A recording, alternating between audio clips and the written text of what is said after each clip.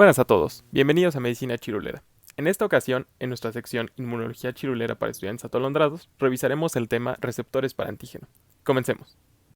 En esta ocasión iniciaremos repasando un poco acerca de los receptores membranales. Los receptores membranales cumplen una función vital en las células, y esta es permitir la interacción de la célula con su entorno. Estas interacciones pueden ser célula con célula, mediante neurotransmisores, citocinas, hormonas o células con su matriz extracelular, mediante moléculas de adhesión.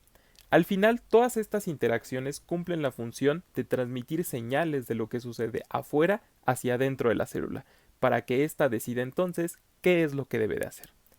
Estas señales que captan los receptores usualmente nos llevan a la generación de cascadas de activación, que culminan en tres desenlaces importantes: la activación de factores de transcripción, el reordenamiento del citoesqueleto o alteraciones en el potencial de membrana.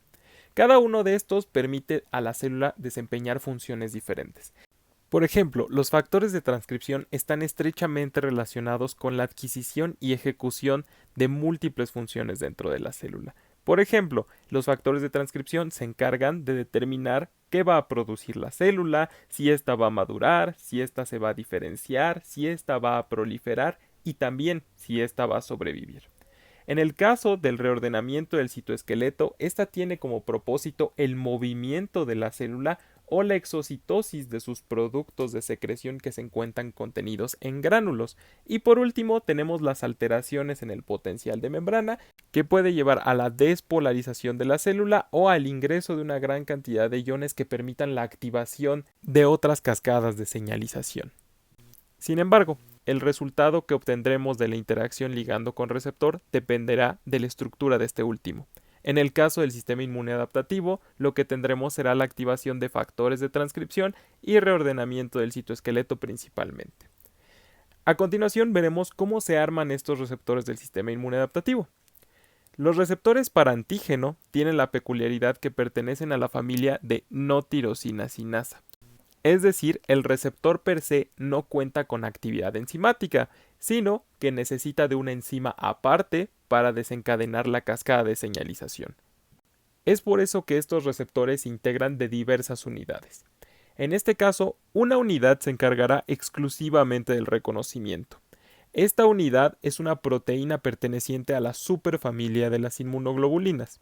Además de esta, tendremos otra que se encarga de la transducción de señales. Esta también pertenece a la superfamilia de las inmunoglobulinas y se caracteriza porque dentro de sus colas citoplásmicas tiene dos dominios particulares. Uno que llamaremos ITAM, que quiere decir dominio activador basado en tirosinas del inmunoreceptor, y otro que llamaremos ITIM, que quiere decir dominio inhibidor basado en tirosinas del inmunoreceptor. Estos sitios cuentan con tirosinas expuestas que pueden ser fosforiladas o desfosforiladas para activar o para inhibir la cascada de señalización. Por último, tenemos las unidades con actividad catalítica, es decir, las enzimas. Estas enzimas pueden ser sinasas, que se encargan de pegar fosfatos en las tirosinas expuestas de los ITAMs para activar las cascadas, o fosfatasas, que se encargan de quitar fosfatos a las tirosinas de los ITIMs para inhibir las cascadas de activación. De esta manera es como se integran todos nuestros receptores para antígeno. Ahora que hemos entendido cómo están armados estos receptores, podemos pasar a hablar de las peculiaridades del receptor de linfocitos B y el receptor de linfocitos T. Iniciamos con el BCR o receptor de linfocitos B. Este se integra por una inmunoglobulina de superficie. En todos los linfocitos B tendremos una IgM. En casos como los linfocitos B foliculares tendremos además IgD, pero eso únicamente pasa en esa subpoblación. Esta inmunoglobulina de superficie tiene el rol del reconocimiento del antígeno. Asociada a esta inmunoglobulina tenemos un complejo dimérico de dos proteínas que llamaremos CD79.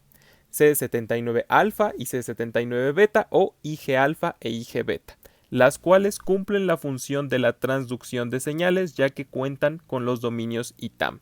Como podemos ver, cada una de estas cadenas cuenta únicamente con un dominio ITAM.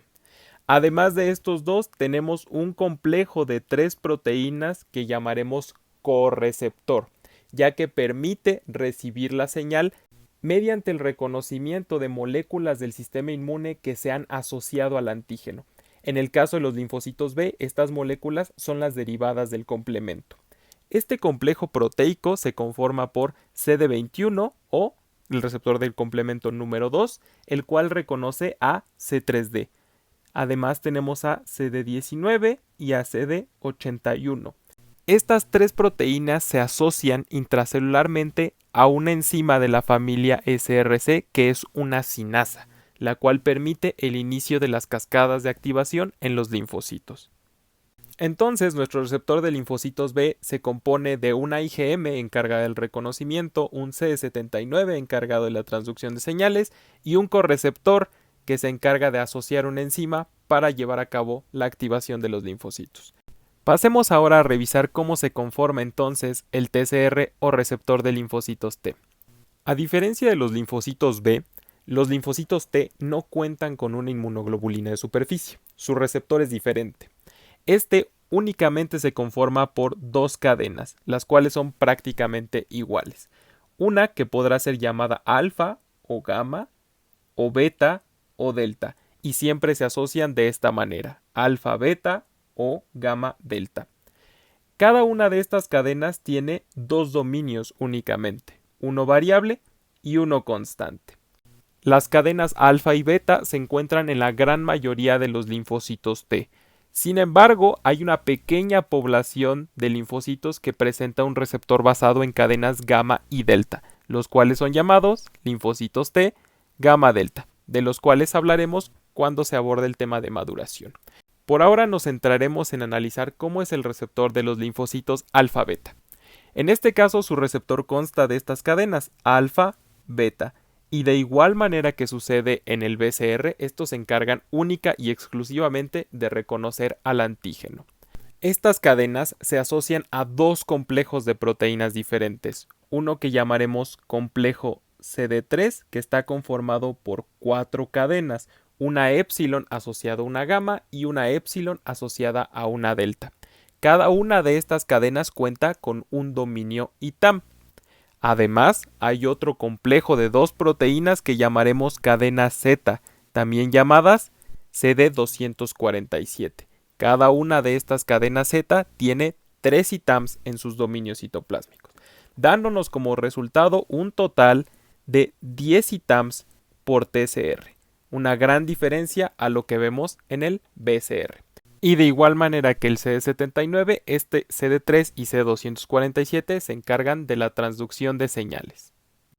Por último tenemos a los correceptores. En este caso, por cada subpoblación de linfocitos T tendremos un correceptor diferente. En el caso de los linfocitos T CD8, el correceptor será CD8. Y en el caso de los linfocitos T CD4, el correceptor será CD4. Sin embargo, en ambos casos cumplen la misma función, que es asociar citoplásmicamente a una enzima de la familia SRC, que es una cinasa.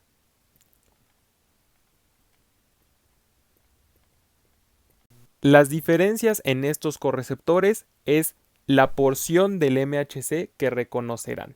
En el caso del CD8, este reconocerá el MHC de clase 1, específicamente el dominio alfa 3 de la cadena.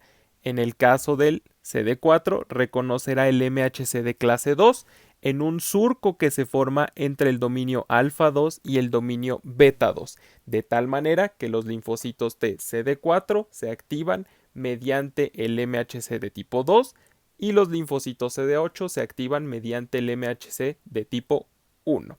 Entonces, a manera de resumen, nuestro TCR se conforma de un receptor dimérico alfa-beta que se encarga de reconocer al antígeno, un complejo proteico llamado CD3 que consta de 4 cadenas que permiten la transducción de señales, junto con un complejo de 2 cadenas llamado C247.